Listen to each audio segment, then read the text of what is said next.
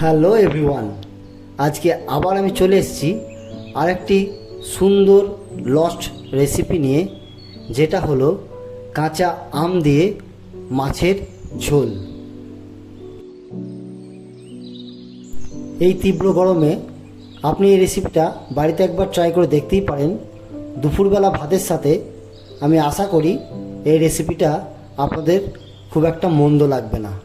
চলুন তবে শুরু করা যাক আরেকটি পুরনো লস্ট রেসিপি, কাঁচা আম দিয়ে মাছের ঝোল। এর জন্য আমি প্রথমে দুটো কাঁচা আম নিয়েছিলাম, যেটাকে আমি সুন্দরভাবে পিল করে নিয়েছি আর সেগুলোকে লম্বা লম্বাভাবে কেটে নিয়েছি। বাই দ্য ওয়ে, আমার নাম শেফ ভুবি আর আপনারা দেখছেন ভুবিস কিচেন। এটি বানাতে আপনার মাত্র ৬-৭টি আইটেম লাগবে।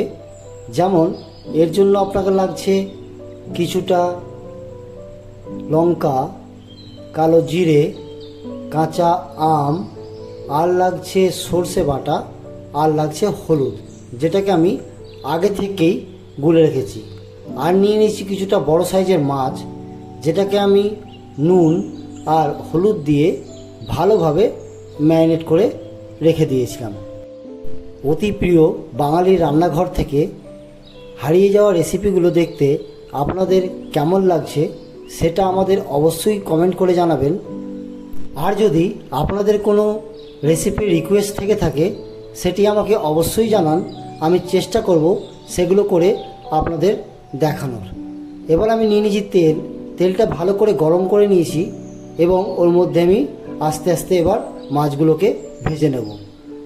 আপনি চাইলে মাছগুলোকে কড়া করেও ভাজতে পারেন, আবার নরম করেও ভাজতে পারেন। আমি যেহেতু কড়া মাছ খেতে ভালোবাসি, তাই মাছগুলোকে আমি একটু কড়া করেই ভেজে নিয়েছি। মাছ ভাজাগুলো দেখুন কত সুন্দরভাবে লাল লাল হয়ে গেছে। এবার আমি এক এক করে মাছগুলোকে তুলে নেব। এবার আপনি সেই তেলেই দিয়ে দিন কিছুটা কাঁচা লঙ্কা, আর আপনি দেবেন কালো জিরে। কালো জিরে এবং কাঁচা লঙ্কা এই দুটোকে আপনি কিছুক্ষণ ভেজে নিন, দেখবেন একটা সুন্দর কালো জিরের গন্ধ বেরিয়েছে। এই পর্যায়ে আমি দিয়ে দেবো আমার জলে গুলে রাখা হলুদ গুঁড়ো। সবগুলো আমার দেওয়া হয়ে গেছে। এবার আমি এটাকে কিছুক্ষণ কষিয়ে নেব, যতক্ষণ না তেলটা ওপরের দিকে চলে আসে। দেখুন তেলটা আমার ওপরের দিকে চলে এসছে। এবার আমি দেব এর মধ্যে কাঁচা আম। কাঁচা আম দিয়ে আপনাকে কিন্তু কিছুক্ষণ ভালোভাবে এটাকে কষিয়ে নিতে হবে। দেখবেন আস্তে আস্তে এই কাঁচা আমগুলো গলতে শুরু করেছে। এবার আপনি এর মধ্যে দিয়ে দিন 1 চামচ মতন নুন, আবার এটাকে ভালোভাবে এর মধ্যে মিলিয়ে নেবেন। আপনার নুনের সাথে যখন আমটা পড়বে, এটা আরও তাড়াতাড়ি সেদ্ধ হয়ে যাবে। এবার আপনাকে দিতে হবে স্বাদ মতন কিছুটা চিনি। বাঙালির রান্নাঘরে চিনি না দিলে রান্নাটা ঠিক পূর্ণই হয় না, তাই আপনাকে এই চিনিটা দিতেই হবে, যাতে আপনি একটু টক, একটু ঝাল, একটু মিষ্টির ফ্লেভার পাবেন। এবার আমি দিয়ে দিয়েছি 1 কাপ মতন জল, আর ছেড়ে দেবো কিছুক্ষণ এটাকে ফুটতে দেওয়ার জন্য।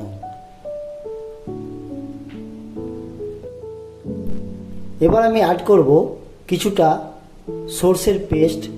এর জন্য আমি কালো সর্ষে ইউজ করেছি। সর্ষের পেস্টটা দিয়ে আমি ভালো করে এই মিক্সচারটাকে কিছুক্ষণ আবারও ফুটতে দেব। আমার প্রায় মিক্সচারটা রেডি হয়ে গেছে। এবার এর মধ্যে আমার ভেজে রাখা মাছগুলো একে একে এর মধ্যে ছেড়ে দেব।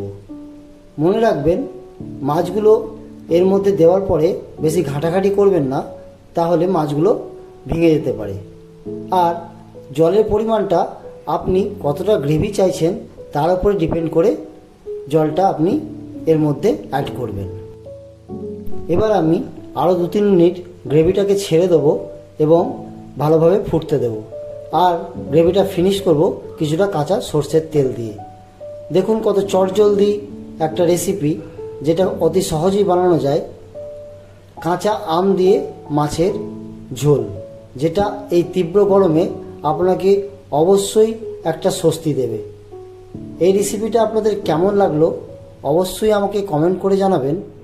আবারও বলছি, যদি আপনাদের কোনো রেসিপির রিকোয়েস্ট থেকে থাকে সেটি আমাকে অবশ্যই জানান। আমি চেষ্টা করব সেটি আপনাদেরকে করে দেখানোর।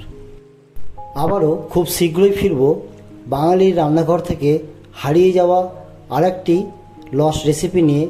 টিল দেন, টেক কেয়ার, ভালো থাকবেন, সুস্থ থাকবেন। ভুবিস কিচেনের তরফ থেকে আপনাদের সকলকে জানাই অনেক অনেক ধন্যবাদ এবং ভালোবাসা।